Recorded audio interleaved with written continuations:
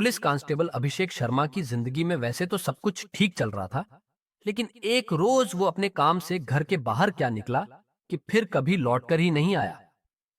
उसने घर वालों को बताया था कि वह ड्यूटी ज्वाइन करने के लिए बूंदी पुलिस लाइन जा रहा है और ड्यूटी की वजह से रात को घर नहीं लौट पाएगा। घर वालों को लगा कि यह सामान्य बात है, लेकिन जब अगला दिन आया और अभिषेक का कोई पता नहीं चला, तो चिंता बढ़ने लगी। सुबह निकल गई, दोपहर भी बीत गई, फिर से रात आ गई, मगर अभिषेक वापस नहीं आया। वक्त गुजरता जा रहा था और घर वालों की बेचैनी बढ़ती जा रही थी। उन्होंने अभिषेक को उसके मोबाइल पर फोन करना शुरू किया, मगर फोन लगातार बंद आ रहा था। चूंकि अभिषेक पुलिस लाइन की ड्यूटी पर था, लिहाजा फोन का यूं अचानक बंद हो जाना और फिर दोबारा शुरू न होना घर वालों को फिक्र में डालने लगा। घर वालों ने उसकी तलाश के लिए दोस्तों, दफ्तर के लोगों और रिश्तेदारों से बात करना शुरू किया। इसी बीच पुलिस लाइन से अभिषेक के एक साथी का फोन आया और उसने बताया कि अभिषेक तो उस रात ड्यूटी पर पुलिस लाइन आया ही नहीं। ये सुनकर घर वालों के होश उड़ गए, क्योंकि अभिषेक खास तौर पर घर वालों को बताकर बाइक से निकला था कि वह ड्यूटी ज्वाइन करने के लिए पुलिस लाइन जा रहा है। जाहिर था कि अब मामला गंभीर हो चुका था। घर वालों ने उसे ढूंढने के लिए अपने तमाम रिश्तेदारों और जानने वालों को लगा दिया। यह सिलसिला करीब हफ्ते भर तक चलता रहा, लेकिन कोई सुराग नहीं मिला। आखिरकार थक हारकर घर वालों ने बूंदी के कोतवाली थाने में अभिषेक की गुमशुदगी की रिपोर्ट दर्ज करा दी।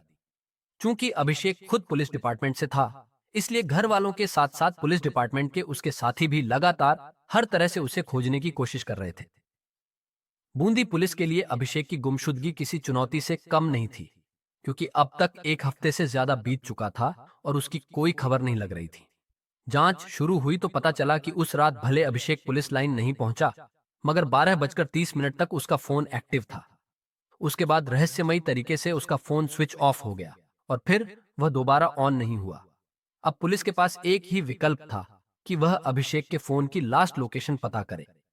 जब पुलिस ने कॉल डिटेल रिकॉर्ड निकाला तो इस मामले में उसे एक नई दिशा मिली। पुलिस को पता चला कि अभिषेक अपनी बाइक से बूंदी पुलिस लाइन आने के बजाय सीधे 136 किलोमीटर दूर सवाई माधोपुर के बाउली कस्बे में गया था। उसकी आखिरी लोकेशन भी वहीं की थी, वह भी किसी भीड़ भाड़ वाले इलाके में नहीं, बल्कि विजयगढ़ किले में।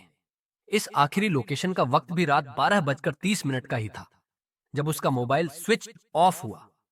अभिषेक की आखिरी लोकेशन सामने आने के बाद पुलिस ने फिर से घर वालों से बात कर यह जानने की कोशिश की कि आखिर उसका विजयगढ़ किले या सवाई माधोपुर से कोई संबंध था या नहीं। इस जांच में पुलिस के सामने एक चौंकाने वाला सच सामने आया। अभिषेक की शादी सवाई माधोपुर के जरवाड़ा गांव की रहने वाली दिव्या से हुई थी और दोनों के रिश्ते इन दिनों ठीक नहीं चल रहे थे।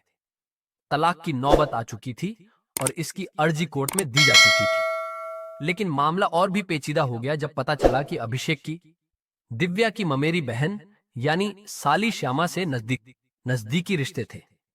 जब से यह रिश्ता कायम हुआ, तभी से दिव्या इसे पचा नहीं पा रही थी। पुलिस की जांच अब अभिषेक की साली पर टिक गई। जब पुलिस ने साली श्यामा की कॉल डिटेल खंगालनी शुरू की तो पता चला कि वह बाउली कस्बे में ही रहती थी और उसका घर विजयगढ़ किले के नजदीक था।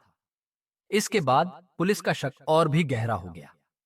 लेकिन जांच में और भी बड़ा खुलासा हुआ जब पुलिस को पता चला कि श्यामा की कॉल डिटेल में एक और नंबर सामने आ रहा था, जिससे वह अभिषेक से भी ज्यादा बात कर रही थी। यह नंबर था नवेद रंगरेज का, जो सवाई माधोपुर का ही रहने वाला था। अब जांच का केंद्र बूंदी से निकलकर पूरी तरह से सवाई माधोपुर पर टिक चुका था। पुलिस ने अब यह जानने की कोशिश की कि अभिषेक की आखिरी लोकेशन के समय श्यामा की लोकेशन क्या थी। जब इसकी जांच हुई तो पता चला कि विजयगढ़ के किले में जो लॉस्ट लोकेशन अभिषेक की थी, वही श्यामा की भी थी और उसी जगह पर नवेद की लोकेशन भी थी। अब पुलिस को यह यकीन हो गया कि अभिषेक की गुमशुदगी के पीछे श्यामा और नवेद का कोई ना कोई कनेक्शन जरूर है। तकरीबन 4 महीने गुजर चुके थे और पुलिस पर केस को सुलझाने का दबाव बढ़ता जा रहा था। पुलिस ने श्यामा और नवेद को हिरासत में लेकर पूछताछ शुरू की। पहले दोनों ने पुलिस को गुमराह करने की कोशिश की, लेकिन जब पुलिस ने तीनों की मोबाइल लोकेशन सामने रखते हुए सख्ती से पूछताछ की तो श्यामा और नवेद के पास सच कबूलने के अलावा कोई चारा नहीं बचा। उन्होंने मान लिया कि 28 अगस्त 2019 की रात उन्होंने मिलकर अभिषेक का कत्ल कर दिया था। अब सवाल यह था कि अभिषेक की लाश कहाँ थी? पूछताछ में श्यामा और नवेद ने बताया कि उन्होंने अभिषेक को मारने के बाद उसकी लाश विजयगढ़ के किले में दफना दी थी। पुलिस ने मौके पर पहुंचकर जांच की और अभिषेक का कंकाल बरामद कर लिया। 110 दिनों बाद पुलिस को अभिषेक की लाश मिली थी, जो पूरी तरह से कंकाल में तब्दील हो चुकी थी। अब यह सवाल उठता था कि आखिर श्यामा ने अभिषेक को मारा क्यों? जांच में पता चला कि श्यामा पहले अभिषेक के करीब आई थी, लेकिन अब वह नवेद के साथ शादी करना चाहती थी। जब श्यामा ने अभिषेक से रिश्ता खत्म करने की बात कही, तो अभिषेक ने इससे इनकार कर दिया।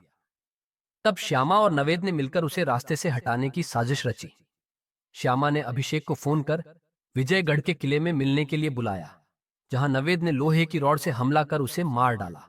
कत्ल के बाद उन्होंने लाश को दफन कर दिया, कपड़े जंगल में फेंक दिए और बाइक को कुएं में डाल दिया। लेकिन मोबाइल लोकेशन ने उनकी पूरी साजिश का पर्दाफाश कर दिया। इस खौफनाक वारदात का राज 4 महीने बाद खुला और पुलिस ने श्यामा और नवेद को गिरफ्तार कर लिया। आप इस केस के बारे में क्या सोचते हैं? अपनी राय हमें कमेंट सेक्शन में जरूर बताएं। अगर आपको यह कहानी दिलचस्प लगी हो तो वीडियो को लाइक करें, हमारे चैनल को सब्सक्राइब करें और बेल आइकन दबाएं, ताकि आपको ऐसे ही और चौंकाने वाले अपराध मामलों की जानकारी मिलती रहे। धन्यवाद।